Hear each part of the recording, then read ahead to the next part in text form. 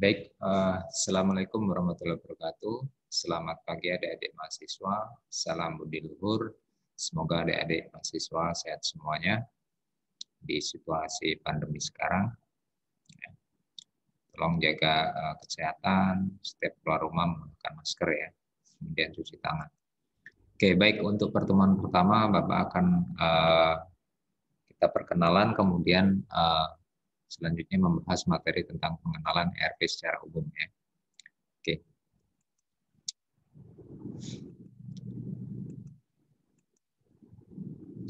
Oke. Kemudian selanjutnya yaitu penjelasan tentang abstrak ya. Jadi gambaran ERP secara umum itu membahas tentang apa saja. Ya. Jadi di sini pendahuluan lebih membahas mengenai sistem enterprise, kemudian pengenalan enterprise resource planning secara umum dan definisi ERP itu sendiri ya. Jadi mahasiswa Bapak harapkan nantinya paham ya dan mengerti apa itu sistem enterprise, kemudian pengenalan ERP itu sendiri secara umum dan definisi ERP itu sendiri ya. Oke. Kemudian selanjutnya yaitu penjelasan tentang kompetensi ya. Oke. Jadi output yang dihasilkan setiap mahasiswa mengenal dosen pengampunya ya, dan dosen mengenal mahasiswanya sebagai awal pendekatan. Jadi mahasiswa mampu menerapkan aturan main kelas yang telah disepakati. Mahasiswa memiliki gambaran seperti apa itu ERP secara umum ya. Ini penjelasan tentang kompetensi. Kemudian selanjutnya yaitu penjelasan tentang rincian kajian materi. Jadi pada pertemuan pertama nanti Bapak akan membahas rincian kajian materi apa saja yang akan Bapak sampaikan ya.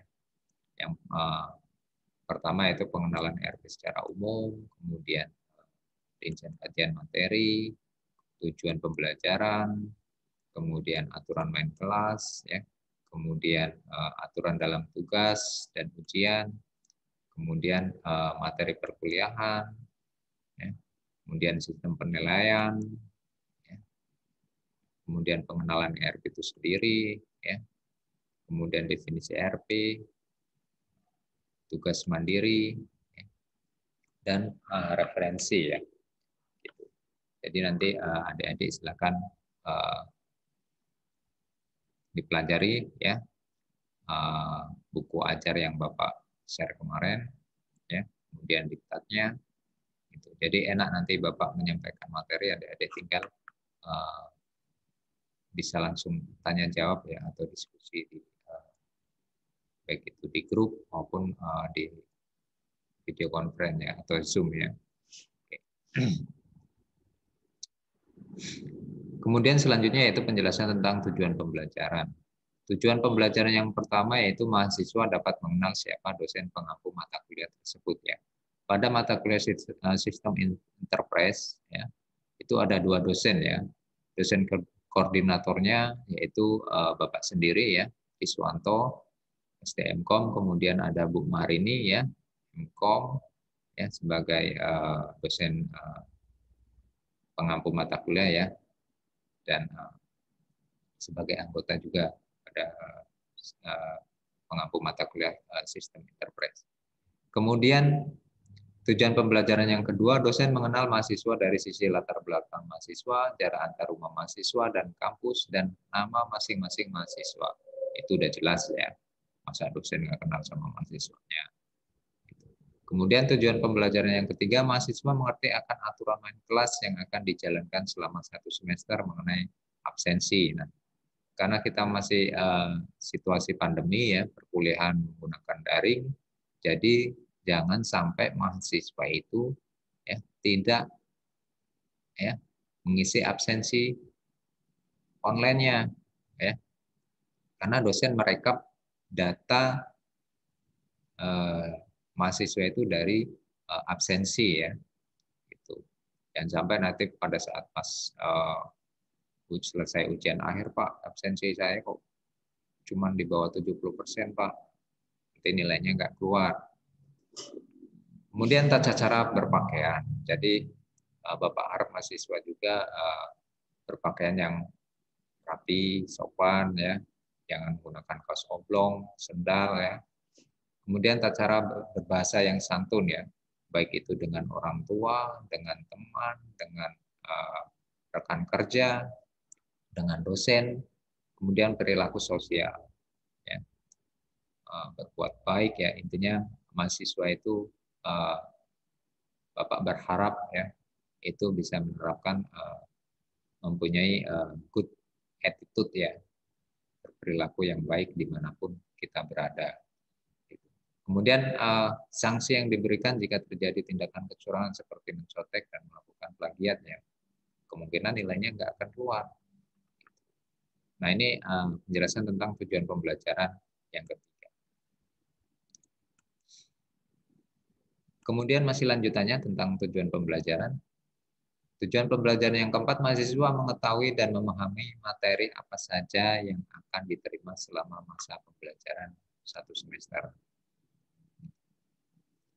Sehingga mereka memuat persiapan terlebih dahulu, ya. Jadi sebelum perkuliahan dimulai, ya, itu biasanya Bapak selalu, ya, menge-share, ya, atau membagikan buku ajar mata kuliah sistem Interpres ataupun modul atau diktat, ya, itu saya selalu share terlebih dahulu sebelum perkuliahan dimulai. Artinya adik-adik bisa pelajari sebelumnya, ya. Bisa dipelajari dulu sebelum perkuliahan dimulai.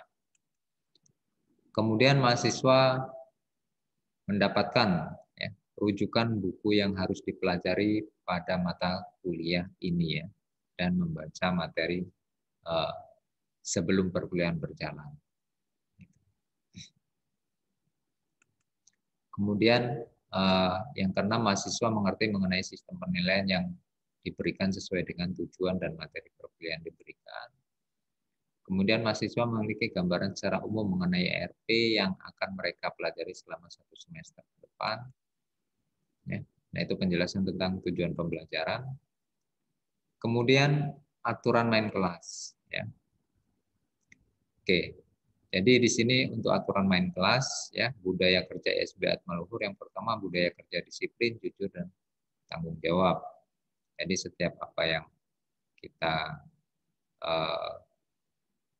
lakukan, ya, baik itu di rumah, ya, kita harus disiplin, ya, di tempat kerja ataupun menjadi seorang mahasiswa, yaitu harus jujur, ya, dan bisa dipertanggungjawabkan. Artinya kalau memang orang tua menyuruh adik-adik untuk kuliah, ya kuliah yang benar hingga sampai lulus. Jadi orang tua ketika ditanya, ini anak saya udah 4 tahun kuliah di Atmaluhur, kok tetangganya yang satu angkatan udah lulus, kok ini belum lulus. Nah, itu jangan sampai seperti itu, ya. Paling tidak kita bisa jujur pada diri sendiri, kemudian jangan berbohong, ya, sama orang tua. Kasihan orang tua, ya. Dia sudah mencari uang siang malam, nggak peduli hujan panas, ya, demi menafkahi anaknya, ya, supaya nasibnya ke depan jauh lebih baik, ya, sehingga dikuliahkan di Atmaluhur.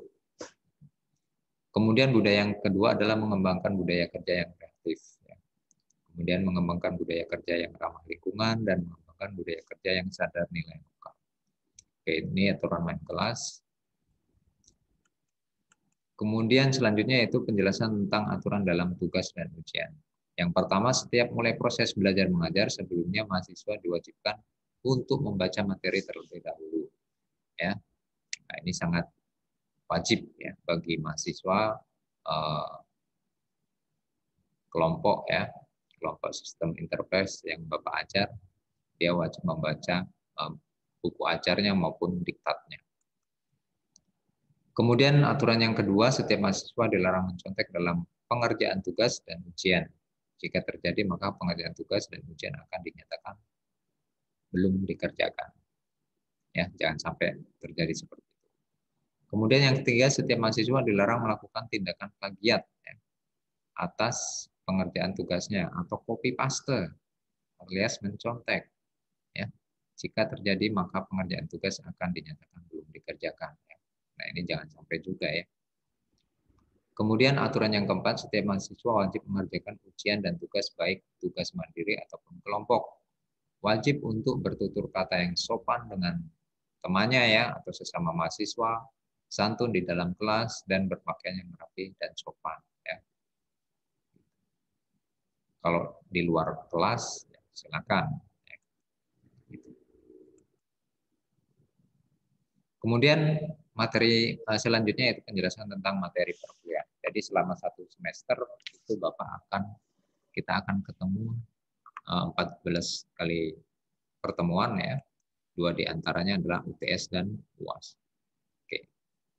Materi perkuliahan pertama yaitu perkenalan, ya, kemudian pembahasan materi pengenalan ERP secara umum, kemudian esensi sistem enterprise, yang ketiga ERP dan teknologi terkait, ya. Kemudian pertemuan keempat SCM dan CRM, pertemuan kelima implementasi ERP, pertemuan ke-6 modul bisnis, pertemuan ke-7 pasar ERP, pertemuan 8 adalah ujian tengah semester. Ya. Jadi selama 8 pertemuan, artinya adik-adik belajarnya itu kurang lebih sekitar 2 bulan ya. Gitu. Kemudian pertemuan 9 yaitu perkenalan SAP, kemudian sistem wide concept, kemudian logistik, keuangan sesi 2, manajemen sumber daya manusia, dan teknologi My SAP ya. Gitu. Dan terakhir adalah ujian akhir semester. Oke. Nah ini adalah materi perkuliahan yang akan Bapak sampaikan selama 1 semester, ya kurang lebih 4 bulan ya sudah dipotong hari libur. Jadi kalau misalnya pada pertemuan ketiga ternyata tanggal merah, maka kita bisa menyesuaikan nanti perkuliahan kuliah penggantinya dan nanti akan diinfokan di grup ya. Jadi Bapak harap mahasiswa bisa mengikuti perkuliahan selama 14 kali pertemuan, 2 diantaranya adalah UTS dan UAS. Jadi belajarlah semaksimal mungkin ya pada sistem enterprise ini yang Bapak sampaikan ya, itu supaya nilainya juga nanti maksimal. Kemudian selanjutnya yaitu penjelasan tentang sistem penilaian. Sistem penilaian yang ada di kampus ESB Atmaluhur secara umum itu seluruh dosen semuanya sama. Ya. Absensi 10%, tugas 20%, UTS 30%, UAS 40%, total semua adalah 100%. Ya. Jadi setelah nanti di akhir semester biasanya mahasiswa itu ada kesempatan untuk komplain nilai. Nah, kampus ESB Atmaluhur ini sangat bagus, sangat baik. Ya. Jadi kalau ada mahasiswanya yang nilainya tidak sesuai dengan jawabannya, misalnya menurut mahasiswa itu jawabannya benar, ya ternyata si dosennya memberikan nilai yang tidak sesuai, nah itu boleh komplain, ya. Itu silakan nanti ada sesi komplainnya di akhir UAS ya. Silakan nanti lihat mahasiswa boleh lihat di BAK ya jadwal komplain nilainya. Oke, itu penjelasan tentang sistem penilaian. Kemudian selanjutnya yaitu penjelasan tentang pendahuluan. Ya. Jadi seiring dengan berkembangnya teknologi, tentu saja banyak aspek dalam kehidupan yang juga ikut berkembang. Salah satu contoh perkembangan yang paling dekat dengan kehidupan ialah perkembangan suatu bisnis. Intisari dari sebuah ide bisnis ialah empati. Ya. Sehingga ide-ide bisnis dapat ditemukan di lingkungan sekitar. Jadi ide bisnis tersebut dapat dikembangkan menjadi sebuah bisnis kecil yang jika digeluti dapat bertumbuh menjadi bisnis tingkat nasional atau udah menjadi besar ya. maupun multinasional lebih besar lagi. Dalam perjalanan kehidupan bisnis tersebut dapat dilihat bahwa sebuah bisnis baru berkembang cenderung didominasi oleh komunitas yang sempit dan informasi yang ada pun cenderung sedikit. Tetapi ketika bisnis tersebut sudah berkembang, cakupan manusia dan informasi yang ada pun akan bertambah secara sendiri ya. Itu semakin banyak pelanggan ya, maka informasi yang berkembang itu maka cakupannya akan semakin luas juga. Nah, itu untuk bisnis ya. Penjelasan tentang enterprise. Kemudian masih lanjutannya. Jadi bisnis ini membutuhkan penggerak dan pelaksana, yakni manusia itu sendiri ya, sebagai penggerak dan pelaksana. Jadi manusia ini dapat dikategorikan sebagai enterprise. Jadi enterprise ini adalah sekelompok orang yang memiliki tujuan yang sama, yakni untuk mendapatkan keuntungan. Jadi enterprise berperan sebagai suatu entitas, sedangkan data-data dan informasi yang ada dapat diibaratkan sebagai sebuah sistem enterprise. Ya. Jadi sistem enterprise adalah sebuah sistem yang mendukung organisasi untuk menciptakan budaya yang lebih disiplin. Nah, ini penjelasan pendahuluan. Kemudian masih lanjutannya, yang ketiga, platform teknologi yang bisa menyatukan semua informasi menjadi satu bagian secara logika ya, menjadi hal yang mendasar dalam sistem enterprise ya, sehingga sebuah sistem enterprise yang baik diharapkan memiliki karakteristik sebagai berikut ya. Yang pertama, adanya standarisasi setiap transaksi yang sama harus diproses pada jalan yang sama ya. Jadi standarisasinya setiap transaksi yang sama harus diproses pada jalan yang sama. Gitu. Jangan sampai transaksinya sama ya, kemudian prosesnya berbeda ya.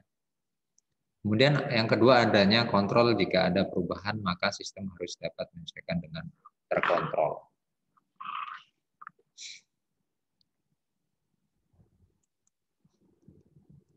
Ketiga, adanya manajemen sistem. Keempat, adanya memiliki data yang heterogen ya. Nah, itu penjelasan. Kemudian selanjutnya yaitu penjelasan tentang sistem enterprise ini dapat dikategorikan menjadi 3 bagian. Yang pertama adalah CRM atau Customer Relationship Management, yaitu sebuah pendekatan dalam mengelola hubungan korporasi dengan pelanggan atau konsumen ya, pada level bisnis ya, sehingga dapat memaksimumkan komunikasi dan pemasaran melalui pengelolaan berbagai kontak yang berbeda. Jadi pada CRM ini database pelanggan itu sangat penting ya, gitu, karena untuk membangun sebuah hubungan yang bisa dikontrol ya sewaktu-waktu. Kemudian yang kedua yaitu supply chain management ya. Jadi konsep atau mekanisme untuk meningkatkan produktivitas total perusahaan dalam rantai supply melalui optimalisasi waktu, lokasi, aliran kuantitas bahan. Ini penjelasan data supply chain management.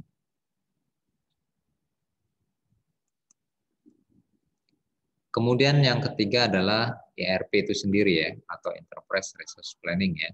Ini sebuah aplikasi manajemen bisnis yang memudahkan pengelolaan bisnis secara terintegrasi. Ya. Nah, ini penjelasan tentang sistem enterprise dapat dikategorikan menjadi 3 bagian ya. Ada CRM, ya, ada SCM, ada ERP. Kemudian selanjutnya yaitu penjelasan tentang kelebihan dan kekurangan dari ERP itu sendiri ya. Kelebihan yang pertama itu adalah database tunggal ya, ERP, kemudian orientasi proses, kemudian standarisasi proses bisnis, ya, kemudian informasi yang terintegrasi, kemudian mengurangi biaya. Ya. Sedangkan kekurangannya adalah kompleks, ya, kekurangan ERP. Kedua adalah masa implementasi lama. Ketiga adalah hilangnya keuntungan kompetitif, ya. Keempat adalah sulit untuk diadaptasi, dan kelima adalah proses terintegrasi. Nah, ini adalah penjelasan tentang kelebihan dan kekurangan dari ERP itu sendiri. Kemudian selanjutnya yaitu penjelasan ERP, ya. Jadi apa sih itu ERP? Ya. Oke, yang pertama adalah ERP adalah sebuah perangkat lunak atau software yang saat ini banyak digunakan perusahaan besar dunia, khususnya di Indonesia. Kemudian yang kedua, ERP adalah sistem yang mengelola seluruh aktivitas perusahaan ke dalam satu aplikasi. Oke. Kemudian yang ketiga adalah ERP adalah sistem yang lebih banyak untuk perusahaan berskala menengah ke atas. Nah, itu penjelasannya. Kemudian selanjutnya itu penjelasan definisi ERP itu sendiri, ya. Ini menurut James, ya, menyatakan bahwa sistem ERP adalah paket perangkat lunak atau software modul berganda yang berkembang terutama dari sistem perencanaan sumber daya manufaktur tradisional atau Manufacturing Resource Planning, ya, atau MRP 2, ya. Oke, itu menurut James, ya. Selanjutnya itu penjelasan contoh gambar dari ERP platform dan database, ya. Jadi ERP platform dan database contoh gambarnya, ya, untuk core ERP modulnya, ya, di sini ada accounting, ya, dan financial modul, ada manufacturing dan production modul, ada human resource modul, ya. Nah, ini yang termasuk dalam core ERP modulnya. Kemudian untuk supplier, ya, dan customer, di sini ada SCM modul, ada BI modul, ada business modul, dan CRM modul, ya. Oke.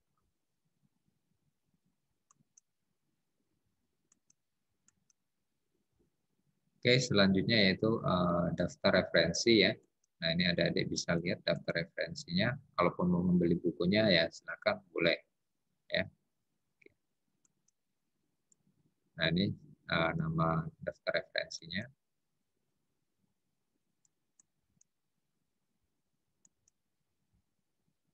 Oke, baik, demikian untuk pemaparan materi hari ini, ya. Bapak doakan semoga adik-adik mahasiswa sehat semuanya, ya. Tetap semangat belajar walaupun situasi pandemi, ya. Dan jaga kesehatan, ya. Setiap keluar rumah menggunakan masker, ya, cuci tangan, ya, dan sebagainya. Oke, baik, demikian untuk pemaparan materi hari ini. Kalau kurang jelas, ya, adik-adik nanti boleh sharing, ya. Boleh komentar di channel YouTube Bapak, ya. Mahasiswa wajib subscribe, ya. Subscribe channel YouTube Bapak, ya, pada mata kuliah Sistem Enterprise pertemuan pertama, ya. Oke, demikian. Wabillahi taufiq wal hidayah. Wassalamualaikum warahmatullahi wabarakatuh. Salam budi luhur.